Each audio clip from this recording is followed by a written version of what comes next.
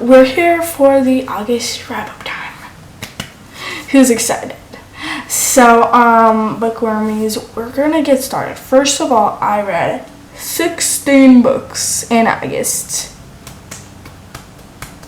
I feel pretty proud of myself because, this takes time. This is a good amount, I feel like, and I'm hoping, throughout the year, I want to read a minimum of 10 books, and I've done that every single month, and I'm really proud of myself because also it gets me through my reading goal. So yes. Anyways, let's get started with the first book, which is Nora Goes Off Script. Guys, this is my first book by this author. Annabelle Monaghan wrote this book, and it's the first book I've read by her. And I already know she's going to be one of my favorites. I cried reading Nora Goes Off Script, and I will think about it till the day I die because I loved it so dang much. I did rate it. Oh yeah, I rated it 5 stars. I did, just in case, because I was like, wait. I think I rated 4 stars. No, I rated it 5 stars. I knew it. I just know it because it's a romance, but it's just so sweet. It tackles so many different things. It tackles single motherhood. It tackles all kinds of things. And I'm just so in love with this book. And I am going to be continuing reading Annabelle Monaghan. So, guys, get ready. Because this is not the end. You're going to see me talking about Annabelle Monaghan. Chances are I'm going to continue talking about her. Next we have Our Violent Ends, which is the second book to Our Violent Delights. Because I read Our Violent Delights and I literally was going head to head with the book because I just couldn't stand it. I was just bored out of my mind, and I don't know, maybe it's because I'm not really a Romeo and Juliet fanatic. I don't know. But this book was just not for me, the first one. And then the second one came around. I was just like, yeah, let's just knock out the second book, get it done with. Took me a bit of time, and I had to read it. But it was a bit better, so I gave it a 3 stars. First one is a 2.5, honestly. Though I think I rated it more than that. Yeah, I rated it 3 stars, but honestly, it's a 2.5. It's not amazing, the first one, but the second one was better. So that's nice. Next, we had Two Wrongs Make a Right, which is a romance I heard about a long time ago, and I downloaded it on my Kindle, and then I just never read it. Because I was like, oh, this sounds so good. I am going to read this soon. And then I just never did. So then I was like, let's just read this. Let's just see what's going on. And I gave it a 4 stars. On my Notion, it says 4.5, but honestly, it's a 4 stars. It's really nice. I really did love it, and of course, I did want to cry in times. I didn't, so you guys should be proud of me. This is a romance also, but I really did enjoy it. Then we read The Assassin's Blade. Guys, because there's an upcoming video. I don't know, I have to edit a lot of videos, so we'll see when it comes out. Hopefully in a week after this one, I think. So just keeping count for it. Just keep your lookout ready.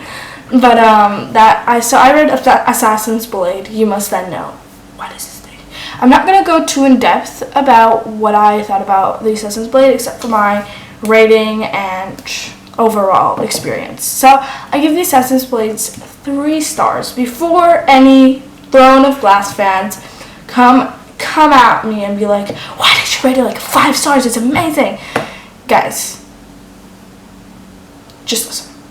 I really did enjoy it, and I really did love it, but it wasn't something that literally killed me for it. Of course, I did enjoy the backstory, and if you guys are right now gonna go text down in the comments down below, what way do you think I should read? What way you should read the series in? I believe you should start with the Assassin's Blade, even though it isn't the most high extensive book in this series.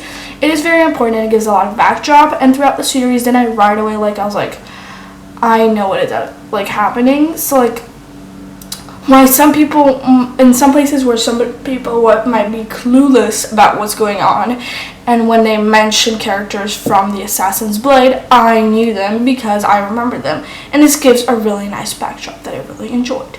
So totally recommend reading Assassin's Blade first, then Throne of Glass, then Crown of Midnight, then Heir of Fire, then Queen of Shadows, then Empire of Storms, then Tower of Dawn, and then of course lastly Kingdom of Ash, in that kind of order.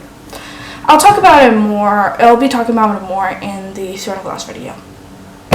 Next we have A Part of Your World, which I read by Abby Jimenez.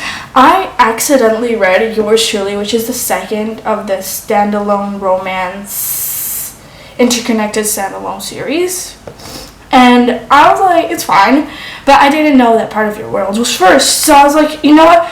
I'm really interested in it. People say it's amazing. And then after that, I can also read Just for This Summer, like I want to. And I read Part of Your World. This shattered me. This like almost literally shattered me. There were so many things going on, and I just loved it. Because even though sometimes I was like, why isn't the main character doing this correctly? I, in the end, understood. And I give it a 4.5 stars. I really did enjoy it, and it was a really nice break from the whole fantasy debacle. Then I read Throne of Glass. I'm just going to give the rating, and that's it, because I don't want to get too into it. I gave it 4 stars. It was pretty good, but I don't think about it much anymore. It could be even less, but I was honestly generous. Next we have Just for the Summer. Here's where we finish the whole Part of Your World interconnected standalone romance series. And this book also pretty much shattered me with all the problems and all of that. And honestly, even though sometimes I wanted to scream, oh my god, why aren't you just take a leap and do it? But at the same time, I kind of understand what was going on in the main character's mind, and the main character was going through a lot of stuff that sometimes I was like, really? Like towards the end I was like a bit like, why not just do it? Like, I don't know, I just felt really but it's a 4.5 stars still. I really loved it. Then we read Crown of Midnight, another 4 stars. Pretty good. Like, honestly, I enjoyed it more than Throne of Glass, even though it has the same rating. Then I read Heir of Fire, which is like a 4.25. I wrote in my notion that it's a 4.5, but honestly it's a 4.25. It's not the most high sophisticated book ever, but I did enjoy it. Next we have The House Where Death Lives, the first DNF of the month. Not of the year. I have more DNFs than this, but I did not really enjoy it. I don't know, I was really confused first of all with how to read it and stuff. Also, anybody who just watched my short talking about this and then you're like, oh my god, I want to read it, stay here. I'm sorry for any misconceptions, because I thought that I would really love it, and honestly at the start I was enjoying it, but then I like kind of got confused, and let me explain it. So then if anybody's still planning on reading it, and maybe you should, I don't know, it honestly depends. It's pretty much a lot of short stories, ghost stories, in one book. And I think it revolves around this one house where all the ghosts live, but it's at during different times. I don't think they talk about the different times, but yeah. Next we have Queen of Shadows. Okay, this was my favorite of all of them. Like, not even a joke. I have it written here as a 4.5. It's honestly 5 stars. It's the only book that I honestly loved. I cried, and then when I finished the book, I just felt like so empty. Because even if I finish, like, even though I still have like 3 more books to go after this one, I just knew nothing was going to ever top this one. This was going to be the best that this series would offer. Next we read Empire of Storms, which is one of the books from the tandem read, and I give it like a 4.75. Honestly, I'd say like a 4.5. More like, I really did enjoy it, but it just wasn't a highly sophisticated, amazing book, and I still loved Queen of Shadows more. Then I read Tower of Dawn, also part of the tandem read. Give it a 4 stars. Pretty simple, pretty nice, but there were parts where I was just bored. And during the end, I was like, can we just move on to the next book when I actually find out about things I want to know?